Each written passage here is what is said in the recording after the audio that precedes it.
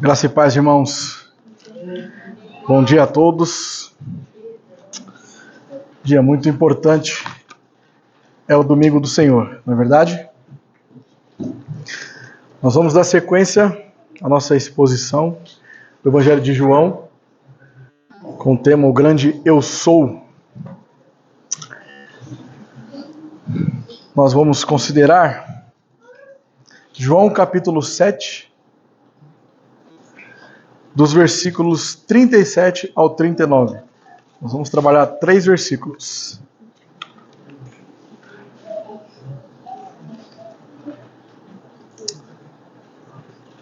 No último sábado, nós fomos convidados a uma festa da filha de um amigo nosso.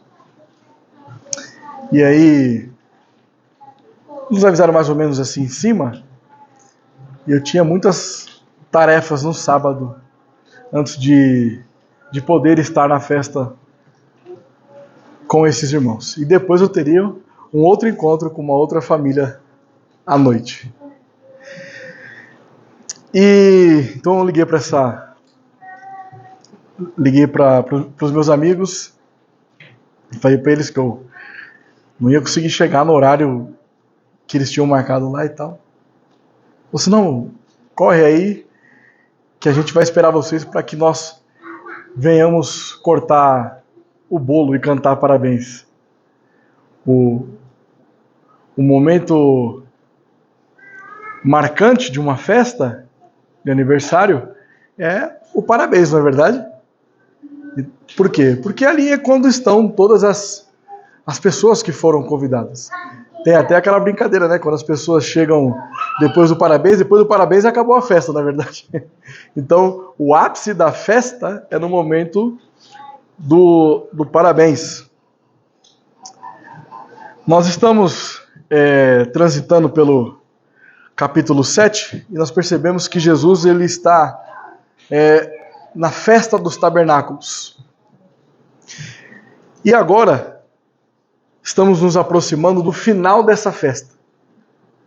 E este é o momento ápice da festa. É quando todas as pessoas que estavam previstas para irem a essa festa já estavam presentes. Então, aqui, que nós vamos discorrer a partir de agora, é o momento ápice da festa. E Jesus, ele entra em cena no momento principal da festa para anunciar o Evangelho. O nosso sermão ele está dividido em 3 partes. Um convite maravilhoso, uma promessa maravilhosa e o cumprimento da promessa maravilhosa. O título do nosso sermão: Jesus, o nosso manancial. E nós temos, por afirmação teológica, os seguintes dizeres: todo aquele que recorre a Cristo encontrará nele um manancial de águas vivas. Vamos a ele em oração. Senhor nosso Deus, eterno Pai, Criador dos céus e da terra, Tu enviaste o Seu Filho amado para que Ele fosse a fonte de toda a bênção. E é por isso que nós confiamos unicamente, exclusivamente em Cristo, porque nele nós encontramos a nossa morada, nós encontramos o nosso repouso e aguardamos nele a consumação, que é o Cordeiro Santo, que em breve voltará e nos livrará deste mundo caído. Nós pedimos ao Senhor para que, nesta manhã, fale aos nossos corações. Em nome de Jesus Cristo, que o Senhor, pelo Teu Espírito Santo, me capacite para que eu possa ser bíblico para a Tua glória. Amém. Vamos ao texto? No último dia, o grande dia da festa, levantou-se Jesus e exclamou: se alguém tem sede, venha a mim e beba. Quem crer em mim, como diz a Escritura, do seu interior fluirão rios de água viva. Isto ele disse com respeito ao Espírito que haviam de receber os que nele crescem, pois o Espírito até aquele momento não fora dado, porque Jesus não havia sido ainda glorificado. Vamos considerar o primeiro versículo, 37, esse convite maravilhoso. Jesus, ele sendo o nosso manancial, ele é a fonte de toda a bênção. Sendo ele a fonte de toda a bênção, ele nos faz um convite maravilhoso, que foi ofertado para esses judeus aqui, que e muitas vezes rejeitaram este convite. Nós vamos entender um pouco. Então, versículo 37, no último dia, o grande dia da festa, levantou-se Jesus e exclamou: se alguém tem sede, venha a mim e beba. Vamos recapitular, que festa é essa? Alguns sermões atrás eu havia feito a explicação de qual era essa festa que Jesus estava participando. É a festa dos judeus. Se nós formos estudarmos a respeito da nomenclatura dessa festa, uns colocam festa das tendas, festa dos tabernáculos ou festa dos judeus, porque ela era a festa mais importante daquela época. Então, essa festa ela tinha por finalidade trazer à memória os antigos patriarcas e suas peregrinações, as quais eles viviam em tendas. Então, após o êxodo do Egito, os patriarcas eles habitavam ali em tendas. Eles eram chamados de hebreus porque eles não tinham terras onde eles pudessem habitar. Então, se os irmãos quiserem entender um pouquinho melhor, depois só ir lá em Levítico, capítulo 23, versículos 41 a 43. Essa festa ela durava em torno de 7 a 8 dias, sendo o 7º dia o ápice da festa, que era o último dia antes do recolhimento das coisas que ficaram, certo? Então, por exemplo, eles executavam a festa, no 7º dia era onde havia ali a libação da fonte de Siloé, então eles pegavam águas e iriam até o altar e derramavam a água sobre o altar, fazendo ali uma cerimônia. Essa cerimônia ela recordava as bênçãos outorgadas de Deus aos seus antepassados no deserto, como por exemplo quando Moisés fere a rocha emana água. Mas ela tinha também por finalidade apontar para a abundância espiritual da era messiânica. Então, as festas e determinadas circunstâncias do Antigo Testamento têm por finalidade apontar para Cristo. O Antigo Testamento ele é uma sombra daquilo que viria. Então, passados esses 7 dias, depois no 8º dia era a peregrinação de volta para os seus lares. Por isso que a gente coloca uma duração entre 7 e 8 dias. A festa mesmo ocorria 7 dias, mas até as pessoas estarem já de volta aos seus lares, era aproximadamente 8 dias para eles voltarem para suas casas. É interessante essa chamada de Jesus, esse convite que ele faz. Venha a mim. Jesus não é o primeiro que faz isso. Se nós formos estudar, por exemplo, filosofia, vai ver Sócrates, Platão, Aristóteles. Quando eles estavam escorrendo sobre algum tipo de assunto, eles eram tidos por pessoas sábias. Então, essa expressão "vem a mim" é uma alusão ao convite da sabedoria. venham ter conhecimento, venham ter sabedoria, venham comer e beber dessa sabedoria que eu vos apresento. É esse sentido que Jesus está passando para essas pessoas. Agora, vou pedir para o irmão deixar aberto em Isaías 55, no primeiro versículo. Essa chamada de Jesus, ela causa um impacto nos peregrinos, porque eles vêm de tão longe para participar dessa festa, e no 7º dia, que é o ápice, o dia da libação da fonte, na qual eles estão ali derramando água sobre o altar, aparece agora Jesus dizendo: todo aquele que tem sede, vem a mim. Eu sou a fonte de toda a bênção. Eu sou o manancial de águas.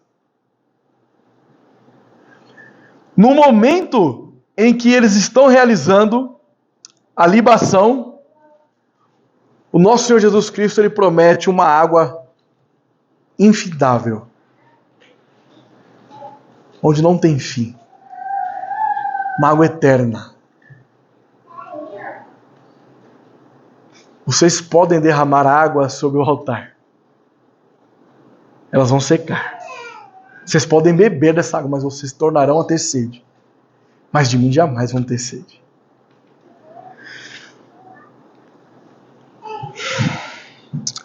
Veja, esse texto, essa parte, ela faz uma alusão a 2 textos proféticos.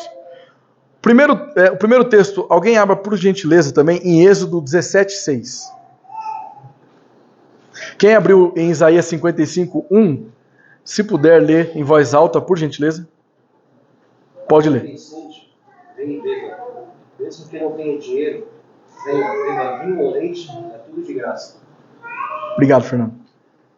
Vejam que aqui faz um contraste com o que o profeta Isaías havia dito sobre aqueles que têm sede, vem a mim. Quem abriu em Êxodo 17:6? Por gentileza.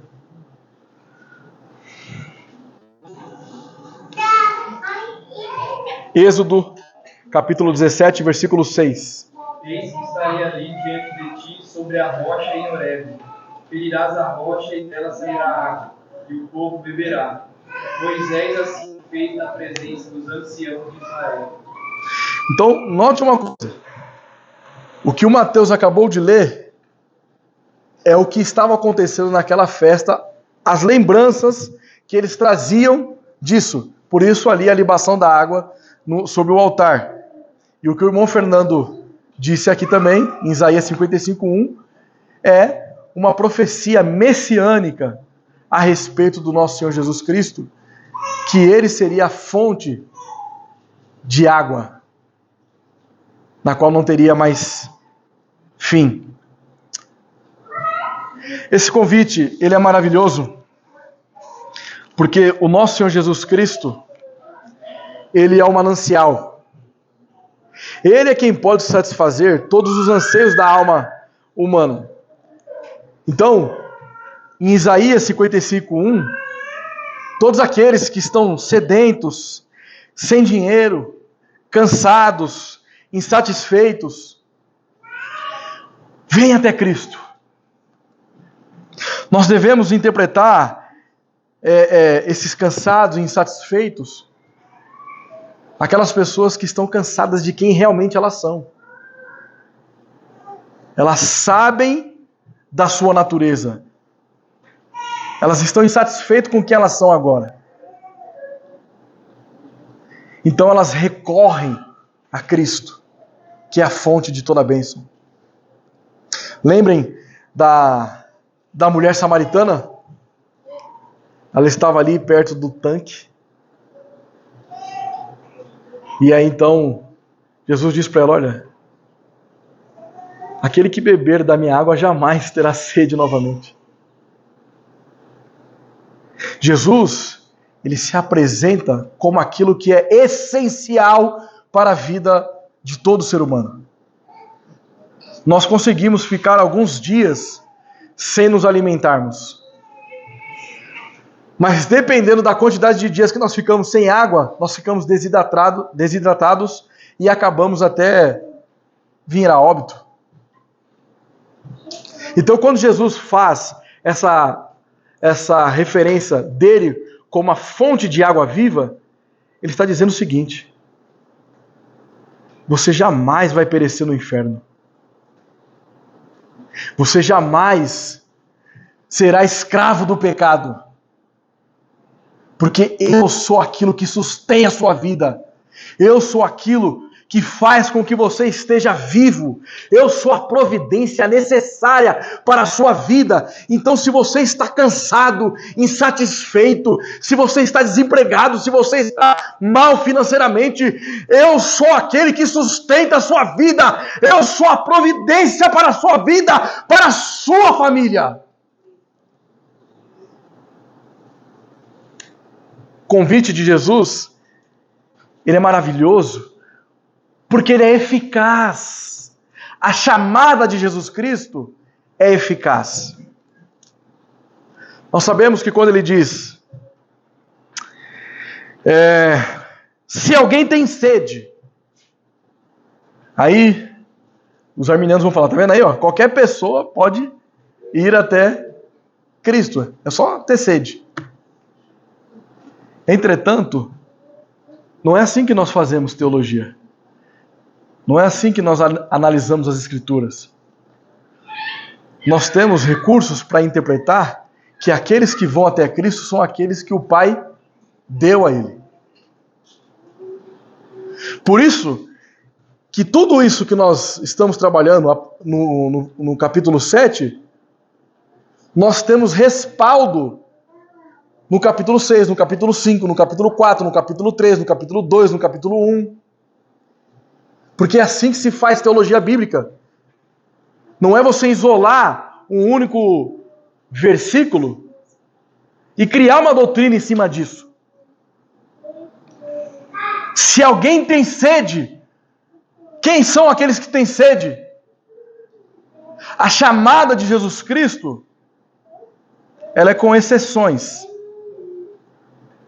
Por que com exceções? Porque somente os eleitos virão até Ele.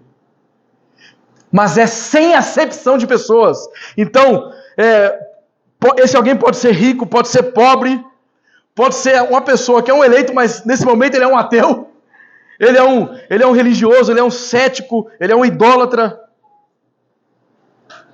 Só que a chamada de Jesus Cristo, ela é eficaz porque ela vai na alma das pessoas. E esse convite é para aqueles que são pobres de espírito. Deixa eu fazer uma breve reflexão sobre pobreza espiritual. E aqui eu estou partindo do pressuposto de Mateus capítulo 5, no Sermão do Monte. Bem-aventurados os pobres de espírito. Quem são os pobres de espírito? Geralmente, quando a pessoa vai falar sobre a pobreza espiritual, ela pega uma pessoa assim que é bem mesquinha, sabe? Uma pessoa avarenta, orgulhosa, soberba. Olha, essa pessoa é tão pobre de espírito.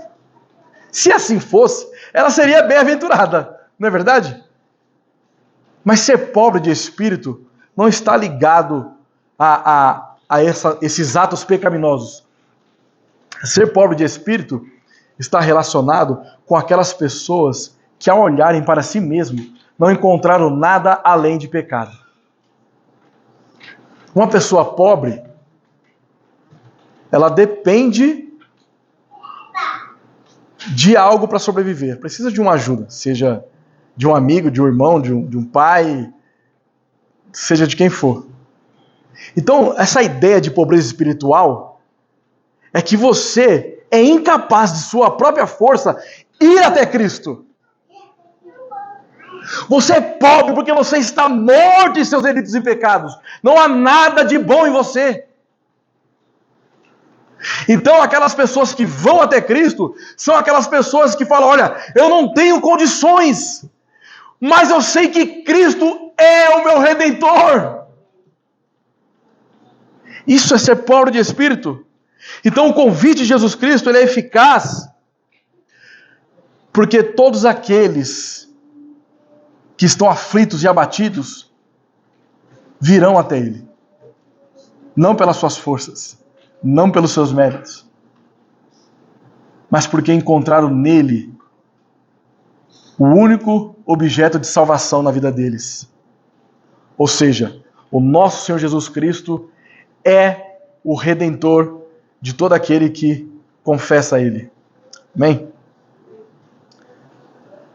Outro aspecto desse convite maravilhoso é que este convite de Jesus Cristo, ele não é para que você venha aderir uma religião. Jesus não estava chamando as pessoas, olha, saia do judaísmo que eu vou fundar uma religião nova aqui. Não é isso que ele estava fazendo.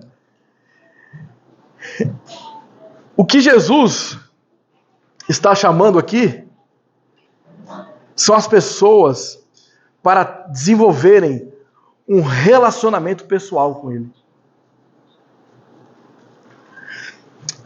Aquelas pessoas que estão com a alma sedenta por Cristo saberão que Ele é o caminho, Ele é a porta, Ele é o pão da vida, Ele é o manancial de águas vivas, Ele perdoa pecados.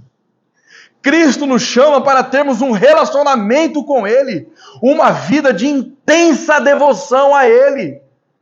Não é simplesmente o cumprimento de uma religiosidade de estar domingo à igreja. Não é isso. Nós não somos crentes aos domingos. Nós somos crentes no domingo, na segunda, na terça, na quarta, na quinta, na sexta, no sábado. Em todos os momentos. Por isso que os puritanos, eles não compreendiam uma dicotomia na vida do crente. Já viu quando as pessoas dizem assim, olha, não, assunto de igreja é igreja, assunto secular é secular. Então aqui no secular eu posso ser o ímpio que eu quiser, mas na igreja eu sou crente. Não existe isso. Para nós, tudo que nós fazemos nessa vida deve ser santificado por Cristo. O seu trabalho tem que ser santificado por Cristo. O seu relacionamento com a sua esposa, com o seu marido, tem que ser santificado por Cristo. Os seus amigos, a sua conversa com os seus amigos tem que ser santa. O seu relacionamento com o seu pai, com a sua mãe tem que ser santo. O seu estudo na faculdade, na escola tem que ser santo. Cristo deu a vida para a sua igreja para que nós fôssemos justificados e santificados pelo sacrifício vicário dele. Sacrifício vicário significa que ao invés de Cristo, era nós que deveríamos estar ali, na cruz. Mas ele se fez maldição por nós. Thomas Godwin, um puritano, ele dizia o seguinte: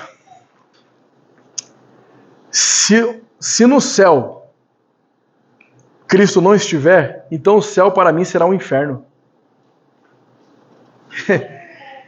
Em toda circunstância de nossas vidas, Cristo tem que estar presente. Se Cristo não estiver presente, nossa vida é um tormento.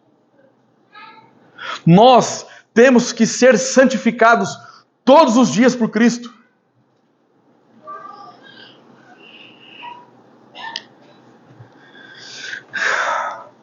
Esse convite ele é maravilhoso, porque Jesus exige de nós rompimentos imediatos. Olha, todo domingo eu gosto de jogar bola, eu gosto de assistir. Não tem mais o Domingão no Faustão, sei lá quem, é o Domingão de alguém aí, agora. Eu gosto de assistir o futebol. Você gostava, você não gosta mais. Ah, mas eu gostava tanto de falar da vida dos outros para minha amiga ali, a gente se reunia tanto ali para conversar, você não gosta mais. Ah, eu gostava de ir pra balada com meus amigos, pro barzinho. Você não gosta mais. Para que nós sejamos alcançados por este convite maravilhoso, é necessário que nós tenhamos um rompimento com o mundo. Agora, é na força da carne que você vai fazer isso? Não é. Se você desfruta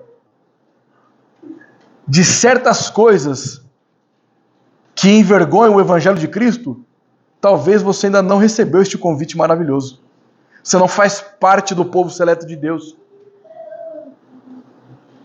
Por isso que na semana passada, acho que foi na semana passada, que o Vitinho e a Rafa estavam descrevendo uma situação de que, uma vez salvo, salvo para sempre, então eu posso pecar em paz. Será? Uma pessoa que faz um tipo de afirmação dessa não conhece absolutamente nada do Evangelho.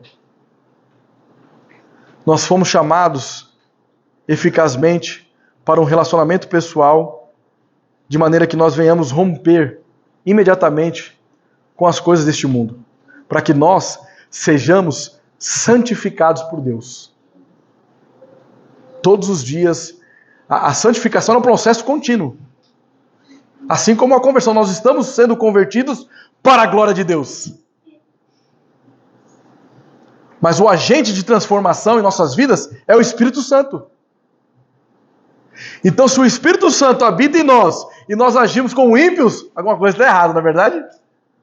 Queridos, todo aquele que recorre a Cristo encontrará nele um manancial de águas vivas. Essas águas são aquelas águas que nos purificam e nos limpam do pecado. Quando nós recorremos a Cristo, nós somos transformados.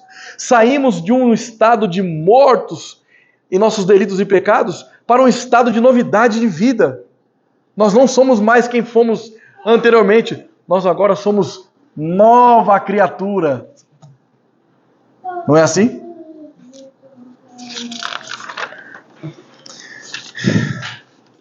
Versículo 38.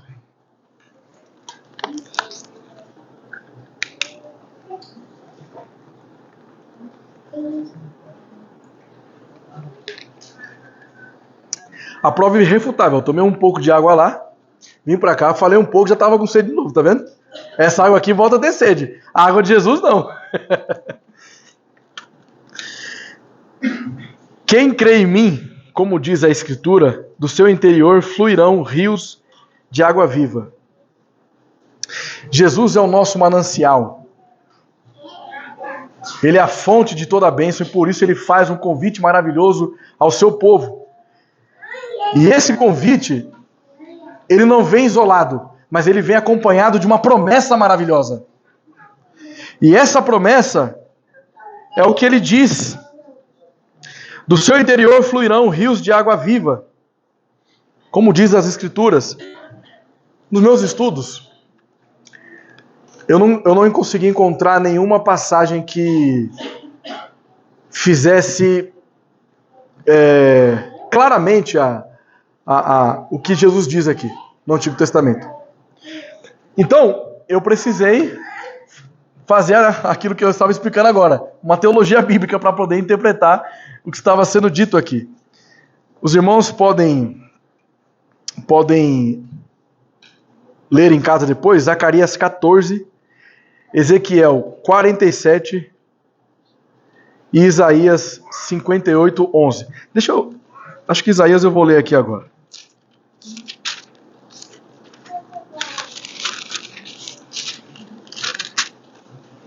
Isaías 58, 11.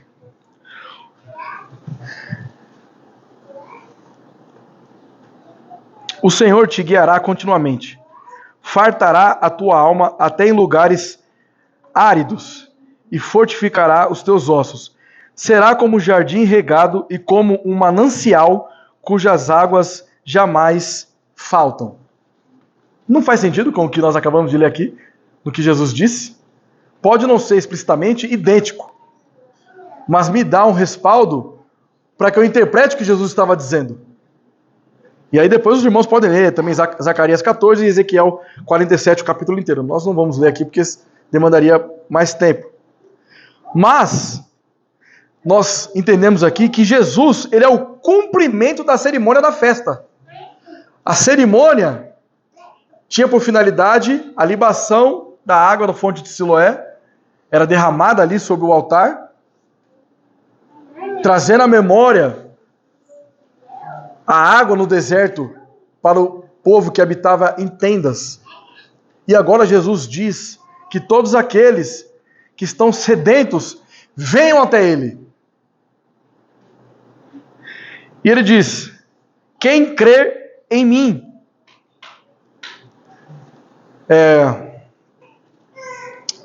Tem até aqueles... tem uns crentes chatos, né? Que às vezes você fala: ah, eu sou crente. Não, você não é crente não, você é cristão. Porque crente até o diabo é. Não é assim? Eu sou crente, meu irmão, eu creio em Deus.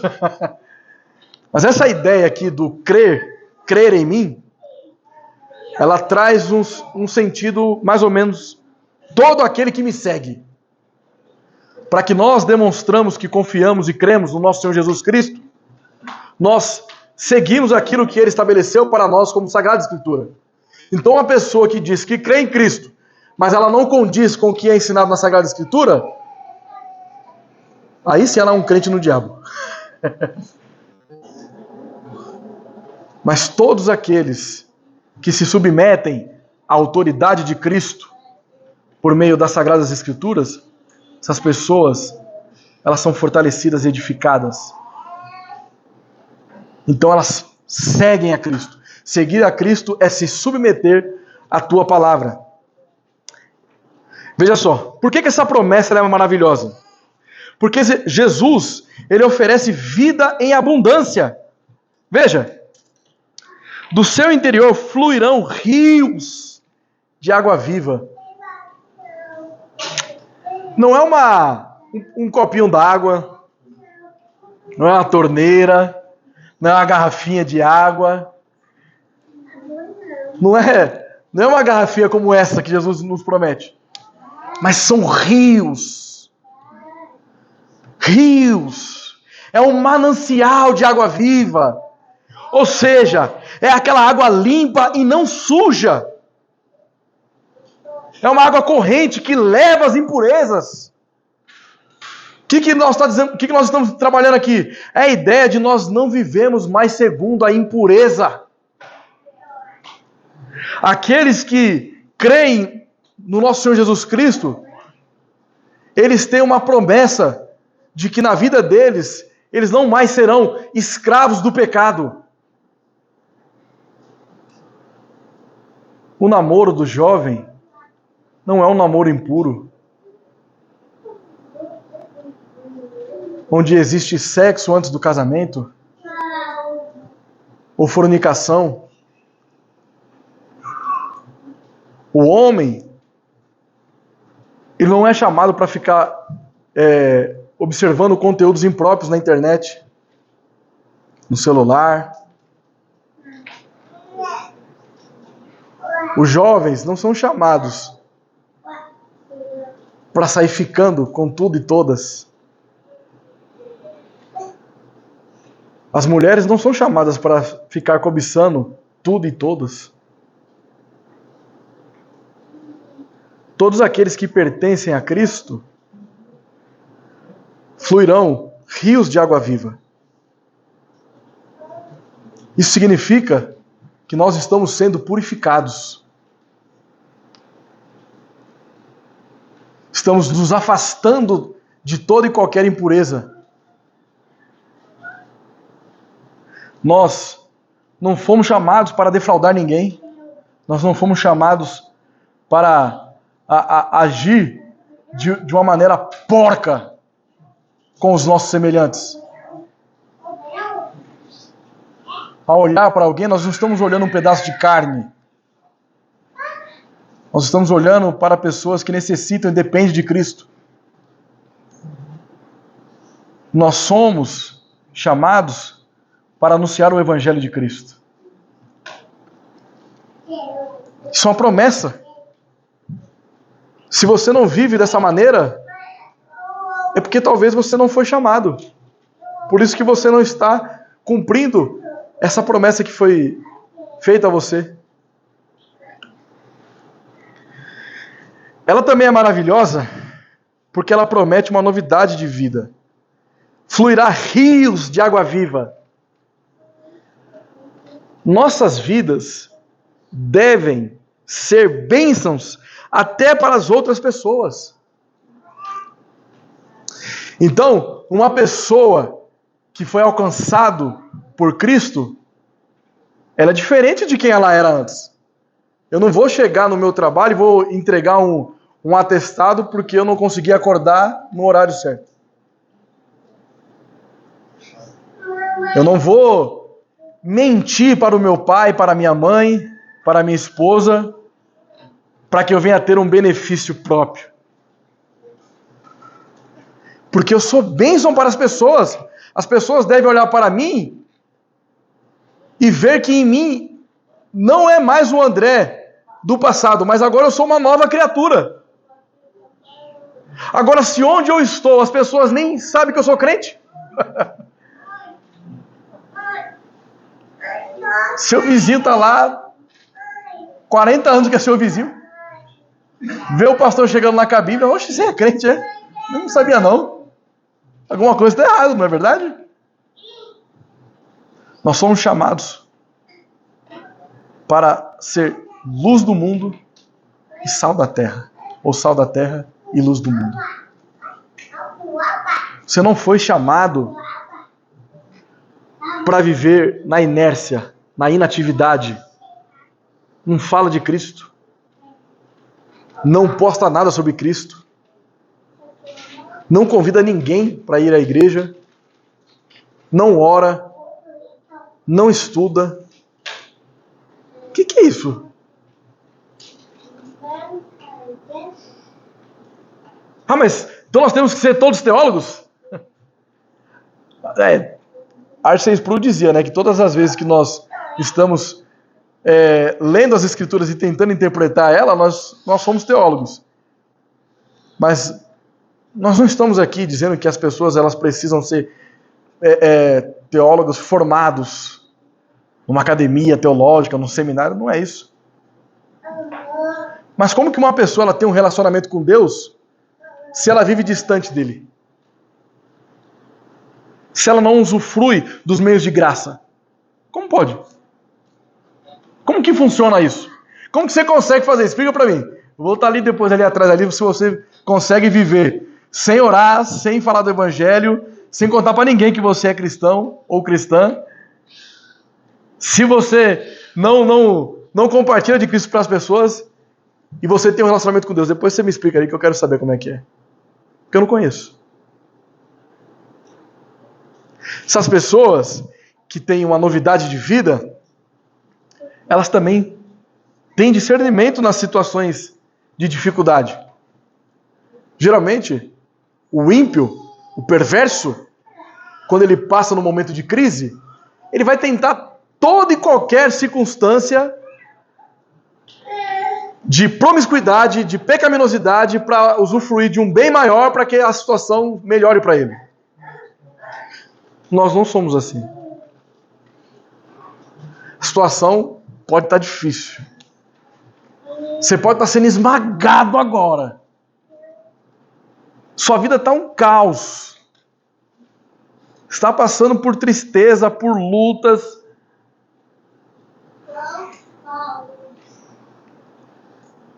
Só que você não depende da sua força. Você é um pobre de espírito. Você depende de Cristo. O pobre de espírito é aquele que enxerga quem ele é. Eu sou pobre, eu não tenho força nenhuma. Deus é minha força! Muitas vezes nós ficamos admirados com aquelas pessoas que estão na internet, que estão pregando em diversas igrejas. Nós estamos lendo livros de biografia de autores renomados. Queridos, eles são pobres de espírito também. Deus é que é a nossa força. Levante sua cabeça, não se entristeça diante das dificuldades. Estou dizendo que você vai vencer em tudo que você for fazer, alguma coisa. Mas estou dizendo que, ainda que a situação ela não melhore para você, você tem Cristo no seu coração.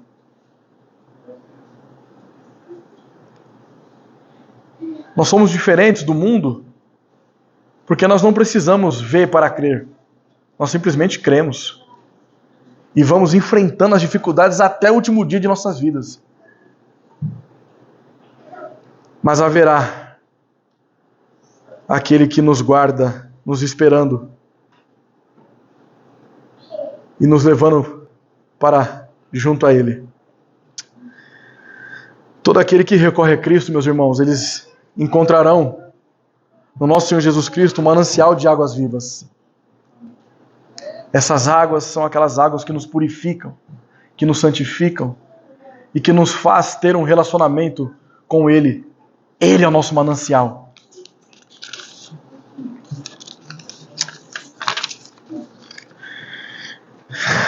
Último versículo, 39. Isto ele disse com respeito ao Espírito que haviam de receber, os que nele crescem, pois o Espírito até aquele momento não fora dado, porque Jesus não havia sido ainda glorificado. Naquela época, o judaísmo não acreditava que o Espírito estivesse atuando profeticamente. Entretanto, as Escrituras prometiam pleno derramamento do Espírito na era messiânica. Ou seja, no mundo vindouro, na qual nós já fazemos parte. Então note, todo aquele que crê receberá o Espírito. Agora, qual é o que significa receber esse Espírito? Vamos em Gálatas.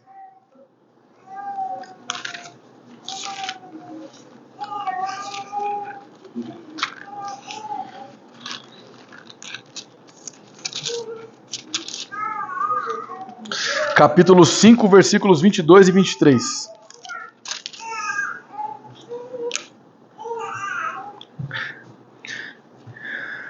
Mas o fruto do Espírito é amor, alegria, paz, longanimidade, benignidade, bondade, fidelidade, mansidão, domínio próprio. Contra essas coisas não há lei. Sabe quando você come um fruto? E esse fruto ele é rico em vitamina A, B e C e tal. Não são vários frutos do Espírito. É o único fruto que produz essas coisas que nós acabamos de ler.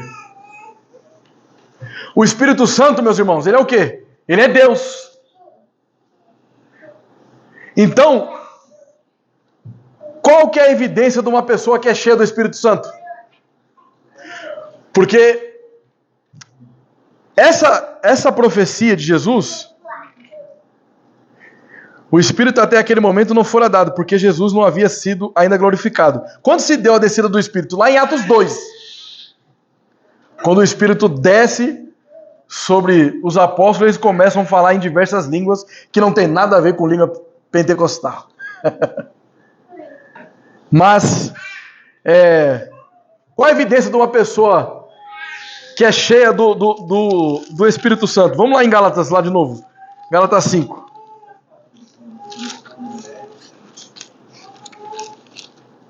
Vamos lá no versículo 22.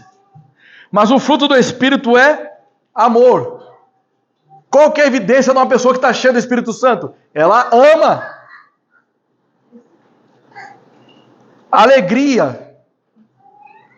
Eu sou alegre, tá vendo? Por isso que eu sou cheio do Espírito Santo. Paz. A pessoa não vive na tribulação, desesperada. Ela pode estar passando pela dificuldade, mas ela tem paz porque ela está em Cristo. Lembra quando o irmão Leonardo citou semana passada essa expressão de estar em Cristo? Imagina que você está em uma guerra. Aí tem um exército lá, armados de fuzil de AR-15, AK-47, só armamento pesado. Só que você está dentro de um tanque de guerra. Meu irmão, pode vir todo mundo aí, filho. Você está dentro de um tanque totalmente blindado. Estar em Cristo é como se Cristo ele estivesse dentro de nós, assim, num sentido de que nada vai nos afligir. Pode se levantar as trevas, porque quando nós estamos em Cristo, nós estamos fortalecidos por uma fortaleza que é inabalável. Qual que é o fruto do Espírito? Longanimidade. As pessoas, elas têm paciência, benignidade, bondade, fidelidade. A evidência de uma pessoa ser cheia do Espírito Santo é uma pessoa que possui essas características. Ela é mansa, ela tem o domínio próprio. Aí talvez você já falou, meu Deus do céu, tem umas coisas aí que eu não tenho não. Mas tudo isso, queridos, é um processo de santificação em nossas vidas, na qual nós estamos sendo desenvolvidos e convertidos para a glória de Deus. Agora, eu não tenho domínio próprio. Qualquer coisinha, tomei uma fechada no farol, pronto. O cara já...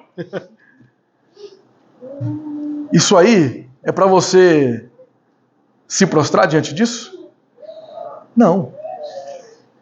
Se você não consegue exercer o domínio próprio, você deve orar a Deus. Senhor, eu não consigo. Esses miseráveis, esses filisteus me perturbam no trânsito. Eu quero... Esses filhos de Belial, Senhor, eles tiram minha paciência. Tem misericórdia, Pai. Ore a Deus.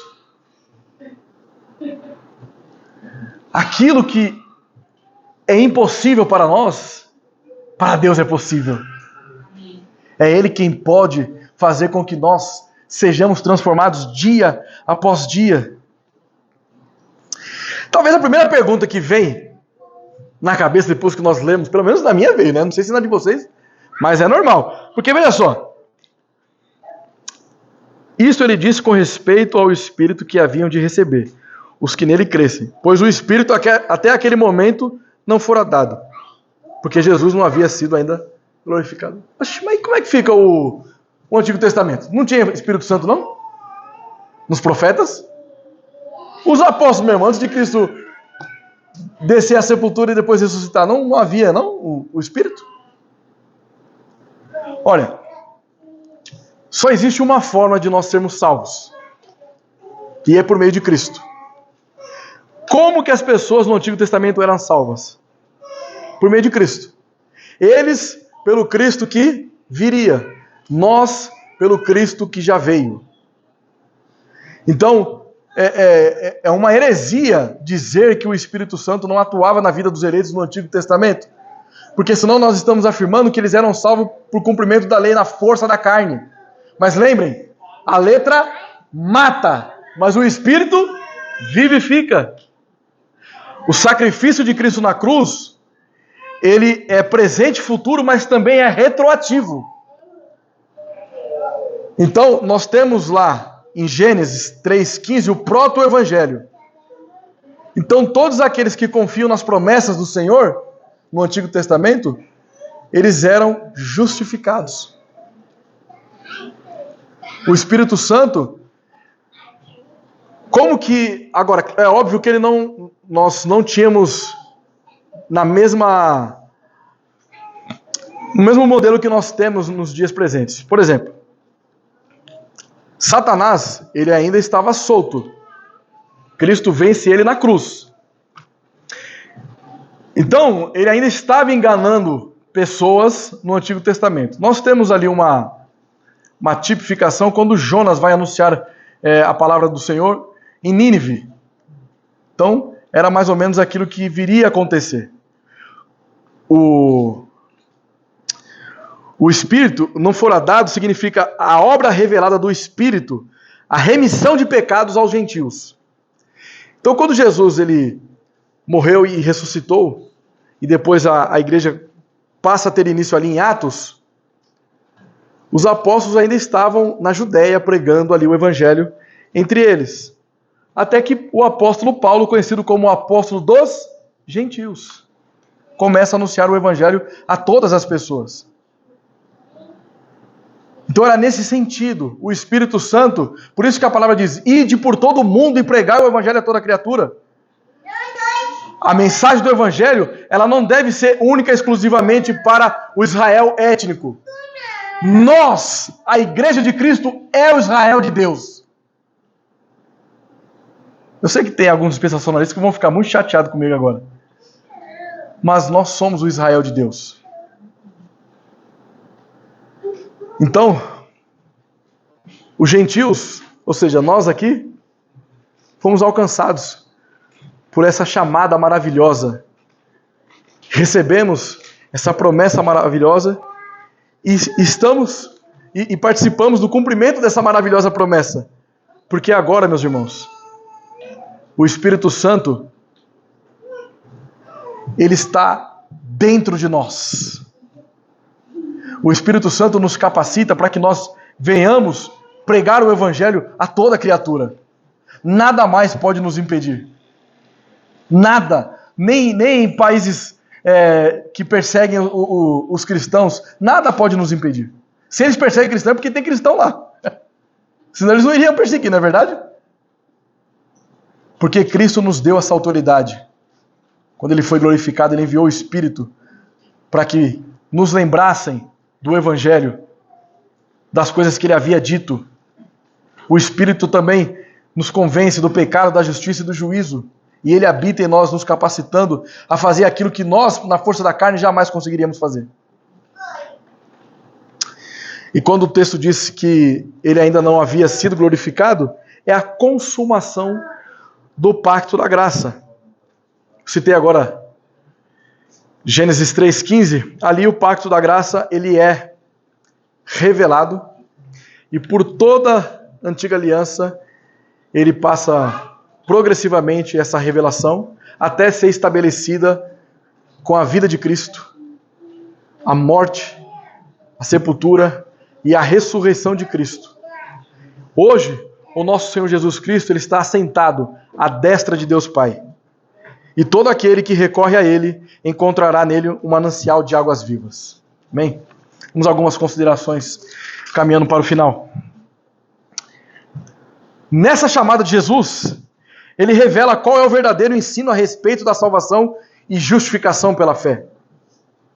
Não há como as pessoas serem justificadas cumprindo nenhum tipo de cerimônia, nenhum tipo de ritual. Nós só somos salvos e justificados quando nós estamos submissos aos pés de Cristo. Agora, queridos, o que nos motiva a ir tomar água? A sede. Não é verdade? As pessoas precisam levar em consideração que você só consegue ir até Cristo quando você tem a consciência de quem Deus é e, por razões óbvias, quem nós somos. Porque quando eu entendo que Deus é santo, eu olho para mim e vejo que eu sou pecador. Então, só há um meio pela qual eu vou até Cristo. Quando eu sei quem Deus é e quando eu sei quem eu sou. E isso só é possível por meio da palavra, a chamada eficaz. É Deus chamando os pecadores. Então, queridos, se você talvez esteja me assistindo depois, ou até mesmo aqui presente, você não tem a certeza se de fato você é um salvo, Cristo chama você ao arrependimento nessa manhã. Você está sedento, se você está desesperado, é no Senhor Jesus Cristo que você encontrará o seu descanso. Então, muitas vezes nós nos sentimos culpados porque fizemos alguma coisa errada, aflitos, oprimidos, atormentados pelos nossos pecados. Você ora a Deus, pedindo perdão por um pecado, no outro dia você cai no mesmo pecado, e todas as vezes que você vai orar, você lembra desse pecado e você fica atormentado com isso.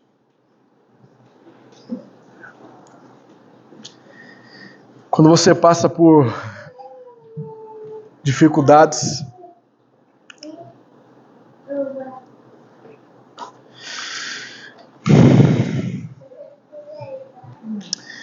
quando você tem algum familiar seu, ou você está passando por um momento de enfermidades,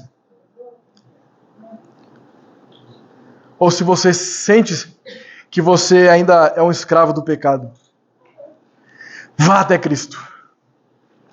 É Ele quem vai saciar essa sede espiritual da sua vida.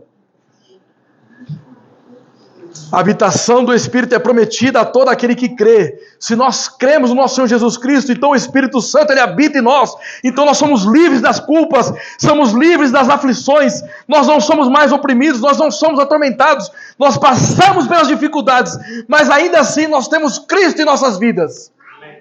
E o pecado não pode nos vencer mais. É por meio do Espírito que nós faremos boas obras. Não para que nós sejamos salvos, mas porque somos salvos e realizamos as obras do Espírito. Com isso, nós entendemos que todo aquele que recorre a Cristo encontrará nele um manancial de águas vivas que nos purifica, nos santifica para a glória de Deus. Amém.